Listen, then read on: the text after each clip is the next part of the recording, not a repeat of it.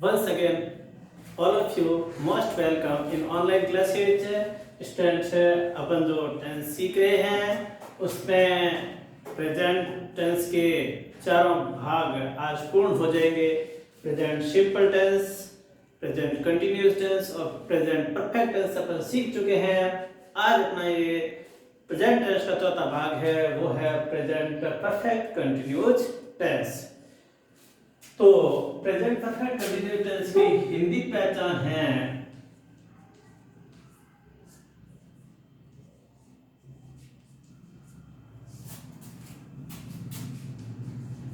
वाक्य के अंत में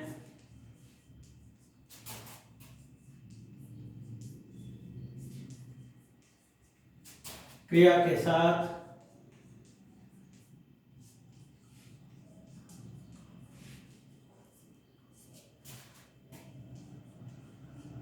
रहा है, रही है, रहे हैं आदि शब्द आए तथा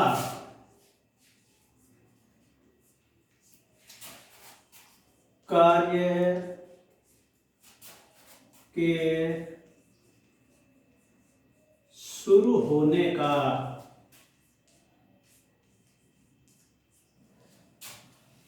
समय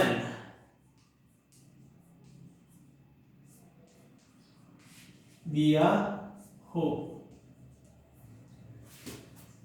present perfect continuous tense Hindi पहचान, वाक्य के अंत में क्रिया के साथ रहा है, रही है, रहे आदि शब्द आए तथा कार्य के शुरू होने का समय दिया हो। इसमें समय दो प्रकार का होता है, एक तो पॉइंट ऑफ द टाइम और एक होता है पीरियड ऑफ द टाइम। तो स्टूडेंट्स रहा है, रही है, रहे हैं तो पहले प्रेजेंट कंटिन्यूअस टेंस में भी है, लेकिन उसमें एक चीज थी, कार्य कब शुरू हुआ उसका समय नहीं दिया हुआ था। जबकि प्रेजेंट परफेक्ट कंटिन्यूअस टेंस में हिंदी पहचान में रहा है, रही है, रहे हैं तो है, लेकिन कार्य के शुरू होने का समय इसमें दिया हुआ अवश्य ही होता है। इस बात का आपको विशेष ध्यान रखना, यानी कार्य कब शुरू हुआ या कितने समय से ये कार्य चल रहा है, ये चीज दी हुई है, तब तो ये प्रेजेंट परफेक्ट कंटिन्यू है। और कार्य कब शुरू हुआ और ये कब से चल रहा है या कितने समय से चल रहा है, ये अगर समय नहीं दिया हुआ है तो वो प्रेजेंट कंटिन्यूअस टेंस होता है। तो ये अंतर है, अंतर का आपको विशेष ध्यान रखना है। अब इंग्लिश में, इंग्लिश में क्या है, हेल्पिंग वर्ब के रूप में हैज या हैव प्लस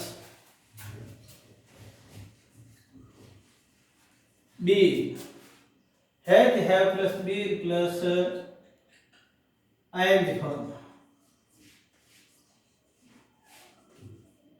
हैज या have plus B plus ING form, ये चीजें आपके दी हुई है। ये फॉर्म ऑफ द वर्ब क्रिया का रूप है। आईएनजी फॉर्म का मतलब होता है वी आर बी वर्ब की फर्स्ट फॉर्म में आईएनजी,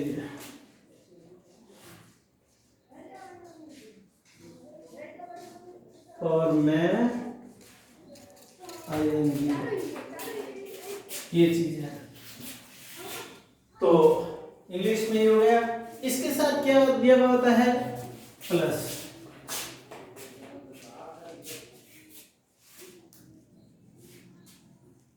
सिंस या फॉर या और प्लस टाइम होता है। ये चीज है जो इंग्लिश के अंदर है। आपके ब्लैंक्स ये भी होते हैं, सिंस फॉर या ऑल के साथ टाइम दिया हुआ होता है। और प्रेजेंट एक्सप्रेशन का सेंटेंस हो तो वो प्रेजेंट परफेक्ट कंटिन्यूअस टेंस होता है। अब देखिए यहाँ पे ये नई चीज आ गई है आपके सामने, जैसे हेल्पिंग वर्ब के रूप में हैज हैव का प्रयोग आपको पता है। हैज का प्रयोग सिंगुलर सब्जेक्ट के साथ, हैव का प्रयोग प्लूरल सब्जेक्ट के साथ, और इसके साथ बीन आता है और आईएनजी फॉर्म आती है। ये चीज तो कोई दिक्कत नहीं, लेकिन यहाँ पे ये तीन चीजें और दे दी, सिंस, फॉर और ऑल। अब सिंस का प्रयोग कहाँ पे करते हैं और फॉर का प्रयोग कहाँ पे करते हैं, ये चीजें आपको जानना बहुत ही जरूरी है। अब देखिए सिंस का यूजेज और फॉर का यूजेज भी अपन जानेंगे, लेकिन पहले एक बार है जो है इनके बारे में भी मैं आपको बता देता हूँ। हेल्पिंग वर्ब है, इसमें हेल्पिंग वर्ब के रूप में है आपके हैज। हैज का प्रयोग होता है विद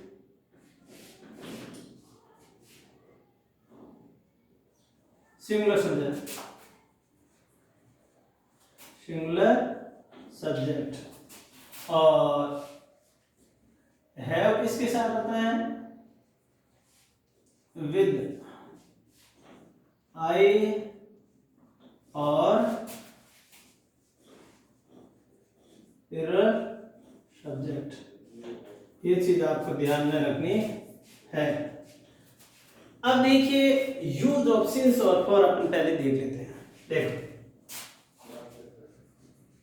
यूज ऑफ सिंस और फॉर। अब देखो सिंस और फॉर में से कहां पे सिंस आता है और कहां पे फॉर आता है। जैसे आपके हिंदी का सेंटेंस दिया हुआ है, आपको इंग्लिश बनानी है, तब तो आपको खुद को चूज करना होगा कि अब सिंस कहां में ले या फॉर कहां में ले। तो बिल्कुल आसान टिप्स के साथ मैं आपको बता देता हूं, आपको कोई इस पे परेशान होने की जरूरत नहीं है। सिंस, सिंस का प्रयोग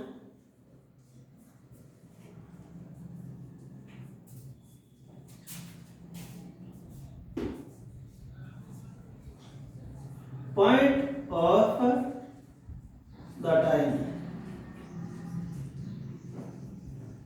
point of the time, point of the time का मतलब होता है निश्चित समय दिया हो, यानी जिसमें क्या होता है पॉइंट ऑफ द टाइम, इसमें मैं आपको बता देता हूं आगे। और जैसे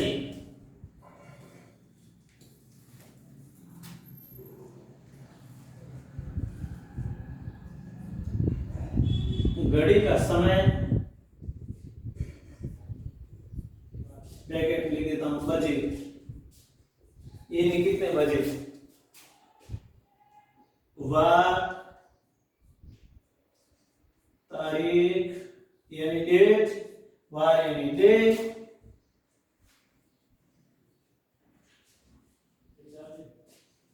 या सन, या महीने का नाम, कितने महीने जैसे दिए हुए ना 2 महीने 3 महीने तो वो फॉर आएगा, लेकिन महीने का नाम, महीने का नाम। इसके अलावा आप जन्म से या सुबह से, सुबह से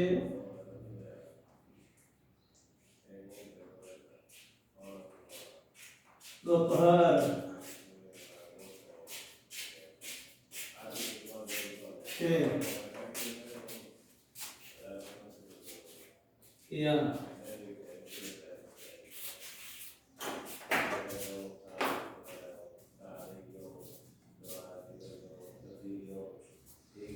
आदि।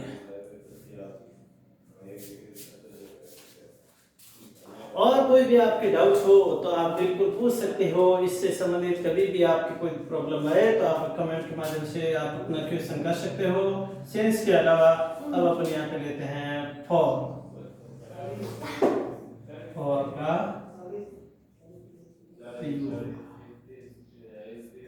फॉर का प्रयोग किसके लिए? फॉर का प्रयोग होता है period of time, period of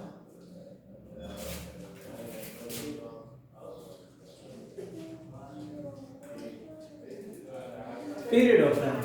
for का प्रयोग है वो पीरियड ऑफ टाइम को एक्सप्रेस करने के लिए। अब चीज ये मैं ध्यान देने की चीज ये है कि ये जो सिंस और फॉर का यूजेस है, आगे भी और भी आप जो परफेक्ट कंडीशन टेस्ट करेंगे उनमें भी आएगा, तो आपको अगर आता है तो इसमें ये चीजें आपको हमेशा के लिए ध्यान रखनी है। जहां पे भी सिंस और फॉर का प्रयोग होगा तो इसी रूल्स के अकॉर्डिंग होगा, ये चीज आप ध्यान रखेंगे। अब देखिए फॉर का है पीरियड ऑफ टाइम कैसे, जैसे यहाँ पे देखो घड़ी का समय तो दिया हुआ है बजे से, कि 5 बजे से 6 बजे से या 2 बजे से 12 बजे से, इस प्रकार से since 10 o'clock, since 9 o'clock, since 2 o'clock, since half past 2 o'clock, जैसे भी है quarter past 2 o'clock, ठीक है ना। जैसे इस प्रकार से आपके दिए हुए होते हैं, वो तो होता है क्या since। और अगर क्या दिया हुआ है 2 घंटे से 5 मिनट से, ये चीजें होती है, तब आपको काम में लेना है for। तो मैं लिख देता हूं एग्जाम्पल, जैसे इसमें क्या होता है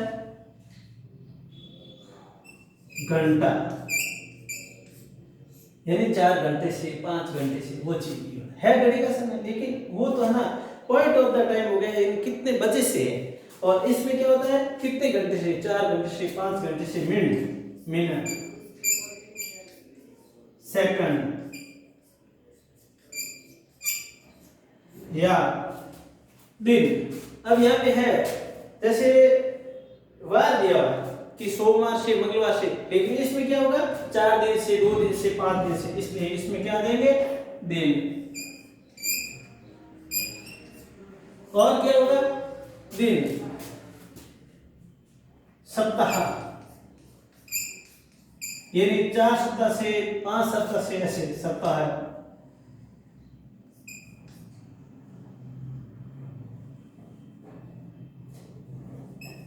महीने, अब देखिए ध्यान देना, यहाँ पे तो है महीना का नाम, जैसे जनवरी से, फरवरी से, मार्च से, अप्रैल से, ऐसे दिया हुआ होता है ना, तब तो आता है सिंस। और ये दिया हुआ 1 महीने से, 2 महीने से, 3 महीने से, 4 महीने से, तब आपको क्या काम में लेना है फॉर। इसलिए मैंने ये आपको साथ में कंपेयर करते हुए बताता हूँ, ताकि आपको आराम से दोनों में अंतर समझ ना दे। मैं यही चीज समझनी है कि फॉर का प्रयोग कहाँ पे करते हैं और सिंस का प्रयोग कहाँ पे करते हैं। आ गया महीने का नाम जन्म से, ठीक है ना।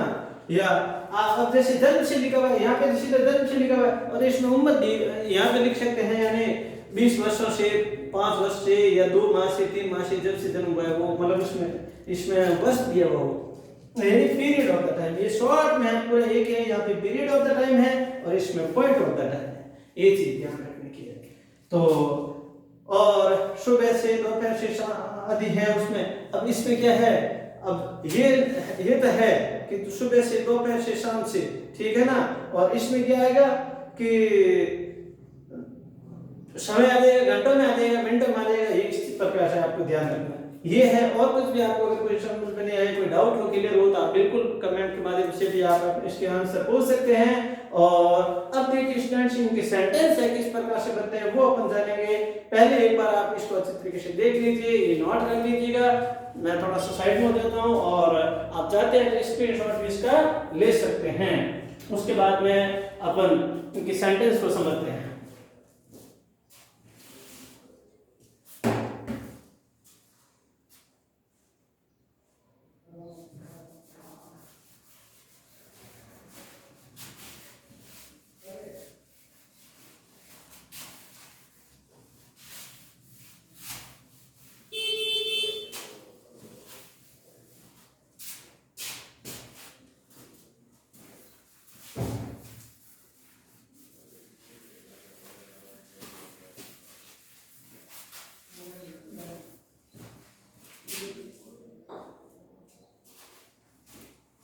अब देखिए, अब इनके अपन एग्जांपल लेके समझते हैं। पहला एक एग्जांपल ले लेते हैं अपन यहाँ पे, एग्जांपल नंबर 1। मैं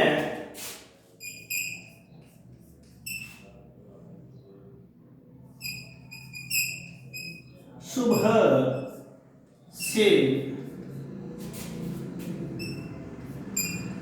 टीवी पर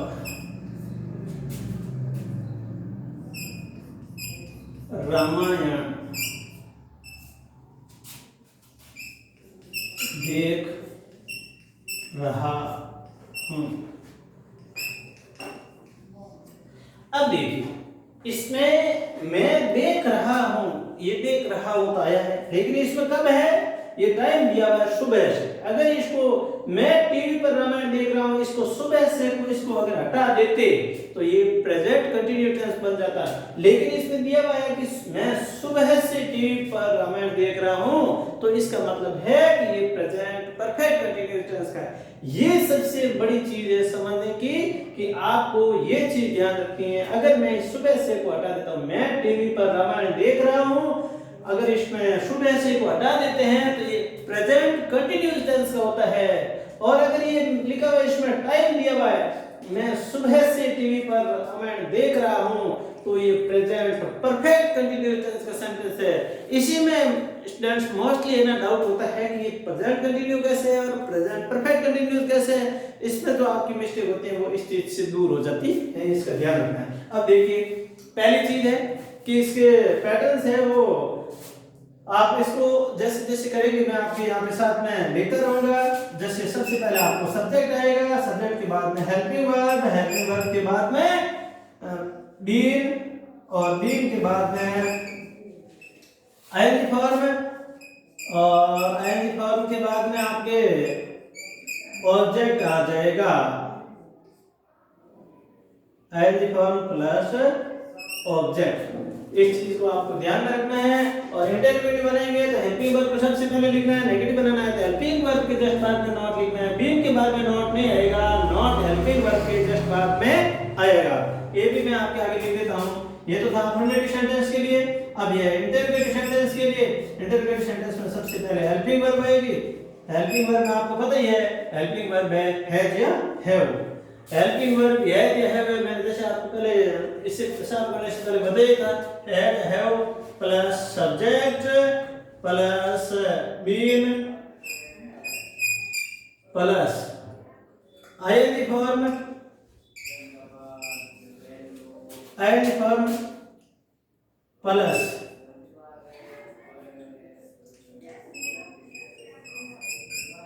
ऑब्जेक्ट, और इसके बाद में अपन ये सिंस या फॉर और उसके साथ में टाइम लिखेंगे, और उसके बाद में अपन सबसे लास्ट में क्या लगेंगे, क्वेश्चन मार्क लगेंगे। इसके साथ में सिंस फॉर और टाइम तो लगा नहीं है, इसलिए मैंने इसका आगे डैश डैश कर दिया, ठीक है ना। इस चीज का ध्यान रखना है।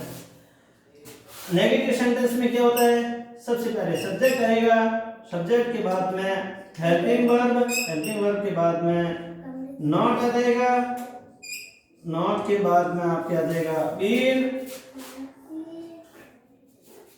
और बीन के बाद में आ जाएगी आईएनजी फॉर्म, जिसको मैन की फॉर्म भी कह सकते हैं,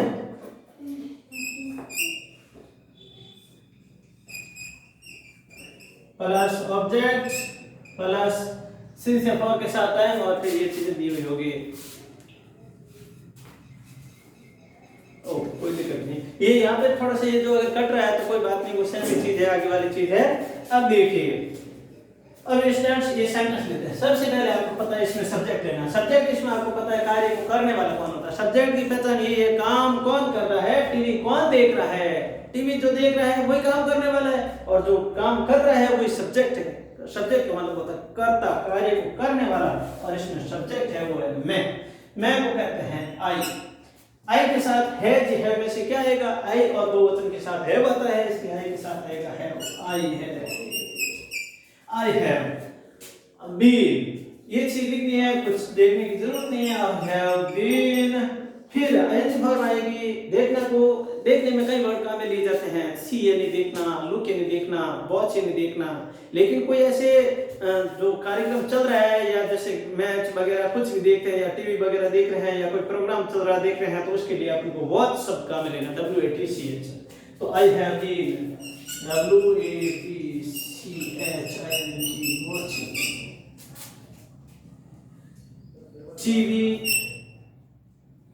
मैं टीवी देख रहा हूं। अब समय लिखना है, मैं टीवी देख रहा हूं, ये तो हो गया ऑब्जेक्ट तक। अब इसमें सुबह से के लिए क्या आएगा, सिंस आएगा या फॉर आएगा, पहले ये डिसाइड करना है। अगर यहाँ पे दिया होता 4 घंटे से 2 घंटे से, तो तब तो क्या आता, फॉर आता। लेकिन सुबह से है तो इसका मतलब सीधा है, आपको सिंस काम में लेना, क्योंकि ये पॉइंट ऑफ द टाइम है। सिंस मॉर्निंग,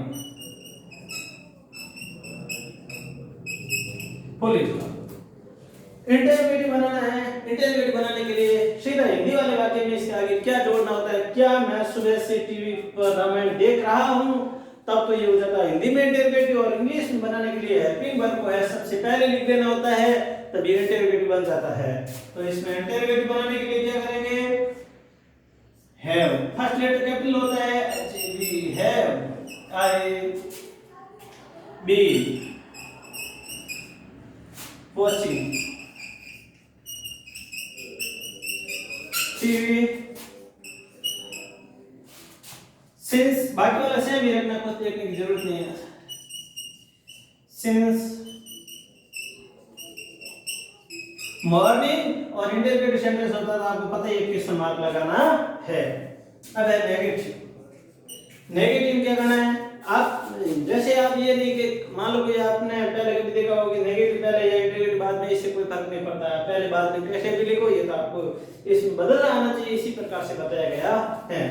अब देखिए ये जो अफर्मेटिव सेंटेंस है, अफर्मेटिव सेंटेंस के अकॉर्डिंग अपन को क्या करना है, हेल्पिंग वर्ब के जस्ट बाद में नॉट लगाना है और नेगेटिव बन जाता है। ये जो चीजें मैं आपको जिस पे ऊपर ज्यादा फोकस कर रहा हूं, उन चीजों में ज्यादा गलती होती है, उनका आपको विशेष ध्यान रखना है। आई have not been watching